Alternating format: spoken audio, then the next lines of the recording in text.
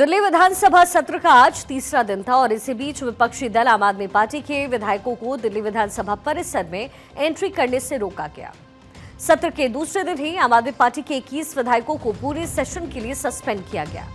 अब उनके परिसर में भी आने पर रोक लगा दी गई है। इसको लेकर के नेता प्रतिपक्ष आतिशी बीजेपी की रेखा गुप्ता सरकार पर हमलावर हैं। आतिशी ने आरोप ये लगाया है तो इसी बीच दिल्ली सरकार में मंत्री प्रवेश वर्मा ने कहा कि शीश महल की जांच होगी। पिछली सरकार की तरफ से फॉलो अप नहीं होने की वजह से कई प्रोजेक्ट्स की लागत दोगुनी हो गई। हम 2000 करोड़ रुपए के शराब नीति घोटाले पर सदन में चर्चा करेंगे। अब वो ऐसे कानून का उल्लंघन करेंगे तो कैसे चलेगा। वो एलजी ऑफिस में नहीं, जब वो एलजी का अभिभाषण चल रहा था तब नहीं लगा सकते। पुलिस वाले कह रहे हैं कि हम विधानसभा से सस्पेंडेड हैं, इसलिए हमें विधानसभा परिसर में भी एंट्री नहीं दी जाएगी। ये बिल्कुल गैर कानूनी है, गैर लोकतांत्रिक है।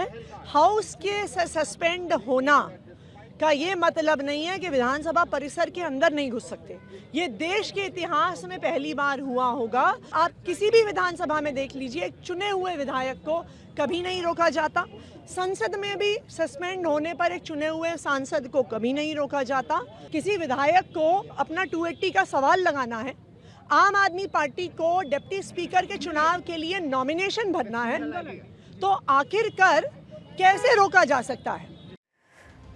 सदन के बाहर आम आदमी पार्टी और भाजपा में खूब गहमा गहमी नजर आई। सदन के अंदर आज गजब का नजारा दिखा। भाजपा के 48 बनाम आम आदमी पार्टी का एक विधायक। सदन में भाजपा के 48 विधायक तो मौजूद थे, मगर आम आदमी पार्टी के एक ही विधायक अमानतुल्लाह खान मौजूद रहे। अमानतुल्लाह खान ही इकलौते विधायक हैं जो सदन से सस्पेंड नहीं हुए हैं। बाकी जो बचे हुए आम आदमी पार्टी के सभी विधायक हैं वो कार्यवाही से सस्पेंड है, आउट है। दिल्ली विधानसभा में एलजीवी सक्सेना के अभिभाषण को बाधित करने के आरोप में विपक्ष के नेता आतिशी समेत आपके 21 विधायकों को 3 दिन के लिए निलंबित किया गया है। बस अमानतुल्लाह खान ही सस्पेंड नहीं हुए हैं और इसका कारण ये था कि वो उस दिन सदन में मौजूद नहीं थे। दिल्ली विधानसभा के अंदर मौजूद आम आदमी पार्टी के इकलौते विधायक अमानतुल्लाह खान ने अपने 21 विधायकों के निलंबन का मुद्दा उठाया।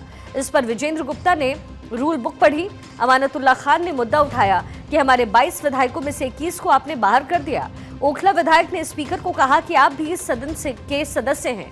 इस पर विजेंद्र गुप्ता ने कहा कि बैठिए, मैं आपको रूल बुक पढ़ करके समझाता हूँ। रूल बुक सबके पास है। स्पीकर विजेंद्र गुप्ता ने आगे कहा कि सदन का अर्थ होता है दिल्ली विधानसभा का पूरा परिसर।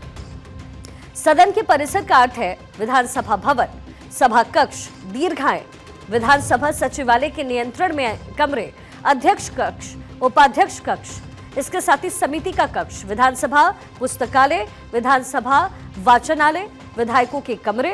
विजेंद्र गुप्ता ने आगे ये भी स्पष्ट किया कि रूल बुक ये कहती है कि जब किसी विधायक को मार्शल बाहर करेंगे तब वो विधानसभा परिसर के बाहर ही रहेगा और ये सभी के लिए लागू है।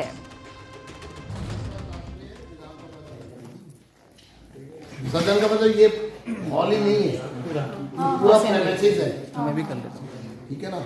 जब हम उनको निष्कासित करते हैं किसी सदस्य को तो विधानसभा से करते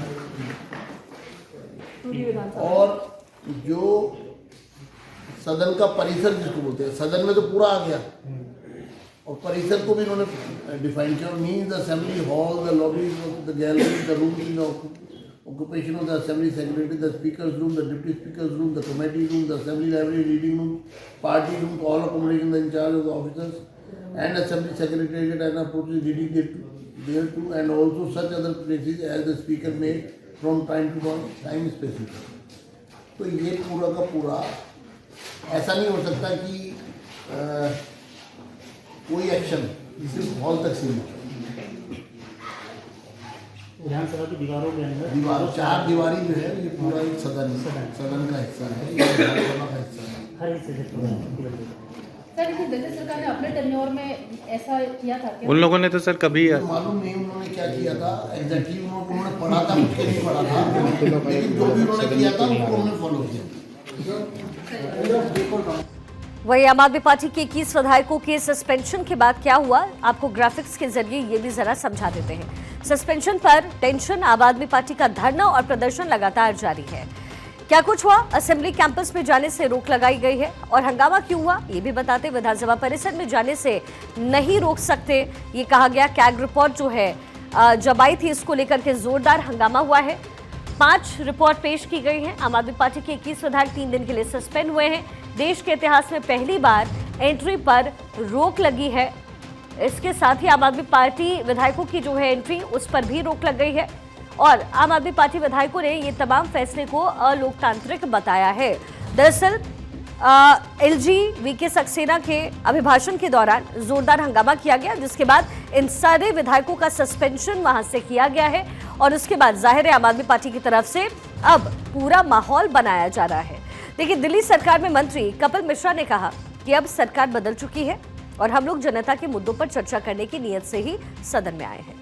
मुझे आशा है कि आतिशी सदन के नियमों का पालन करेंगे। ये कभी भी देश में कोई भी विधानसभा ऐसे नहीं चल सकती। 10 साल यहाँ पर दिल्ली की जनता के मुद्दों पे चर्चा नहीं की गई है। हम किसी को भी दिल्ली की जनता के मुद्दों पे चर्चा ना हो ऐसी साजिश इस विधानसभा में हम नहीं करने देंगे। और मुझे लगता है कि आम आदमी पार्टी के लोगों को ये समझ जाना चाहिए कि आप दिल्ली के मुद्दों पे चर्चा करें, सदन को गरिमापूर्ण तरीके से चलाएं।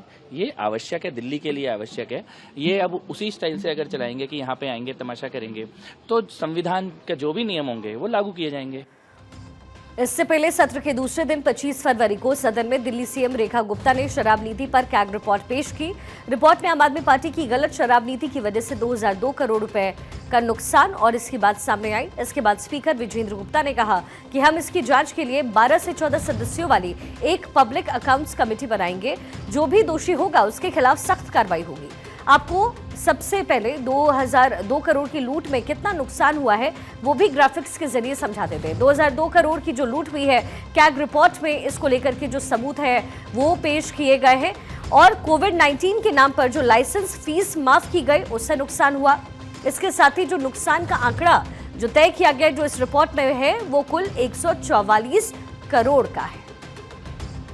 स्पष्ट हो चुका है कि दिल्ली में शराब के विनियमन और आपूर्ति से संबंधित सीएजी की ऑडिट रिपोर्ट ने आम आदमी पार्टी सरकार द्वारा दिल्ली में आबकारी नीति के क्रियान्वयन में की गई गंभीर अनियमितताओं को उजागर किया है। रिपोर्ट में यह विस्तार से बताया गया है कि किस प्रकार सरकारी खजाने को भारी नुकसान पहुंचाया गया ताकि निजी कंपनियां सरकारी खर्च पर अवैध रूप से लाभ कमा सके। ऑडिट 2017 से 21 की अवधि के लिए किया गया था। सीएजी ने नई आबकारी नीति के लागू होने से पहले की अवधि में भी गंभीर अनियमितताओं की ओर इशारा किया है, जैसे लाइसेंस देने में अनियमितता, आईएमएफएल मूल्य निर्धारित में पारदर्शिता की कमी, अपर्याप्त गुणवत्ता नियंत्रण, कमजोर विनियामक कार्यप्रणाली, प्रवर्तन गतिविधियों का खराब क्रियान्वयन आदि। स्थापित संसदीय प्रक्रिया के अनुसार दिल्ली विधानसभा की लोक लेखा समिति अर्थात पब्लिक अकाउंट्स कमेटी द्वारा इस रिपोर्ट की गहन जांच की जाएगी। यह समिति 3 महीने के अंदर अपनी रिपोर्ट सदन को प्रस्तुत करेगी। वही दिल्ली शराब नीति को लेकर के कैग रिपोर्ट में क्या कुछ कहा गया है। रिपोर्ट के मुताबिक नई शराब नीति से दिल्ली सरकार को 2002.68 करोड़ रुपए का घाटा हुआ। एक्सपर्ट पैनल ने पॉलिसी में कुछ बदलाव के सुझाव दिए जिन्हें तब से डिप्टी सीएम मनीष सिसोदिया ने नजरअंदाज किया। आम आदमी पार्टी सरकार की शराब नीति कमजोर थी और शराब के लाइसेंस देने की प्रक्रिया में भी गड़बड़ी हुई है। शराब को लेकर के कैग की रिपोर्ट क्या कहती है, जरा ये समझिए। कैग की 208 पन्नों की जो रिपोर्ट है उसमें सिसोदिया पर बड़ा आरोप है। एक्सपर्ट पैनल की रिपोर्ट नहीं मानी, ये कहा गया है। रिटेलर्स को थोक बिक्री के लाइसेंस दिए, 3 होलसेलर्स को 71% ठेके दिए गए। एक्साइज रूल 2010 के नियम 35 का उल्लंघन मनीष सिसोदिया ने किया है। वहीं इस रिपोर्ट में 2017 से 2021 तक दिल्ली की शराब पॉलिसी से हुए नुकसान का खुलासा करने भी किया गया। रिपोर्ट में 2017 से 2022 के बीच शराब के रेगुलेशन और सप्लाई की जांच हुई। 2021-22 की दिल्ली की आबकारी नीति की भी समीक्षा की गई है। आखिर कितना घोटाला हुआ ये भी इस कैग रिपोर्ट में है। पहले क्या था और बाद में क्या कुछ हुआ, जरा ये समझिए। पहले रिटेलर्स को थोक बिक्री नहीं दी जाती थी, लेकिन बदल गया बाद में क्या, रिटेलर्स को थोक बिक्री का लाइसेंस दिया जाना शुरू हुआ। पहले प्रॉफिट मार्जिन मात्र 5% का होता था, लेकिन 5% से बढ़ाकर इसे 12% अरविंद केजरीवाल की सरकार में किया गया। एक व्यक्ति को केवल 2 दुकानें ही मिलती थी, लेकिन लिमिट बढ़ाकर के 2 की जगह 54 दुकानें दी गई और यहीं पे घोटाला का संशय उठा। 3 साल में टर्नओवर 150 करोड़ तो हो तभी लाइसेंस मिलता था, लेकिन बाद में जीरो कमाई पर भी लाइसेंस देने का प्रावधान सरकार की तरफ से रख दिया गया। आपको बता दें, कैग रिपोर्ट में यह कहा गया है कि गलत फैसलों की वजह से सरकार को भारी राजस्व का नुकसान हुआ है। नॉन कन्फर्मिंग इलाकों में शराब की दुकानें नहीं खोले जाने की वजह से 941.53 करोड़ का घाटा हुआ। छोड़े गए लाइसेंस को रीटेंडर नहीं करने की वजह से 890 करोड़ रुपए का नुकसान हुआ। कोरोना के नाम पर लाइसेंस को माफ करने के फैसले से 144 करोड़ रुपए का नुकसान हुआ। सिक्योरिटी डिपॉजिट सही से कलेक्ट नहीं करने से 27 करोड़ रुपए का नुकसान हुआ है, जो मिलाकर के लगभग 2002 करोड़ रुपए है। उधर दिल्ली की बीजेपी सरकार के मंत्री प्रवेश वर्मा ने शीश महल विवाद के बीच इस मामले की जांच कराने का ऐलान किया। उन्होंने कहा कि जांच इसलिए कराई जा रही है ताकि पता लगाया जा सके कि पूर्व सीएम अरविंद केजरीवाल के आधिकारिक आवास के नवीनीकरण में कितना सरकारी पैसा इस्तेमाल किया गया।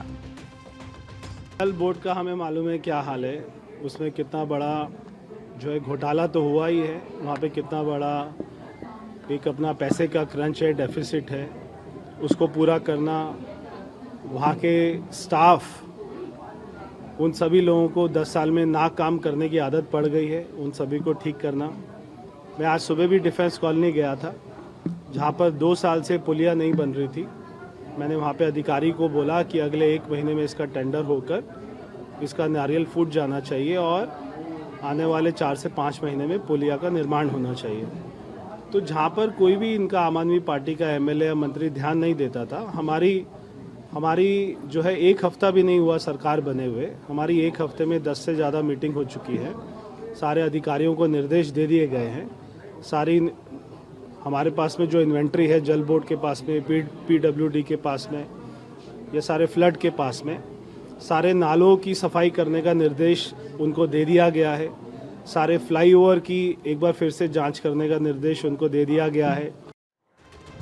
आपको बता दें कि दिल्ली के सीएम की कुर्सी पर काबिज रहने के दौरान अरविंद केजरीवाल 6 फ्लैगस्टाफ रोड स्थित बंगले में रहते थे। भाजपा ने इसे शीश महल करार दिया। इस महीने की शुरुआत में दिल्ली में आम आदमी पार्टी को सत्ता से हटाने वाली बीजेपी ने केजरीवाल पर बंगले में आलीशान चीजों के लिए सरकारी पैसे के गलत इस्तेमाल का आरोप भी लगाया है।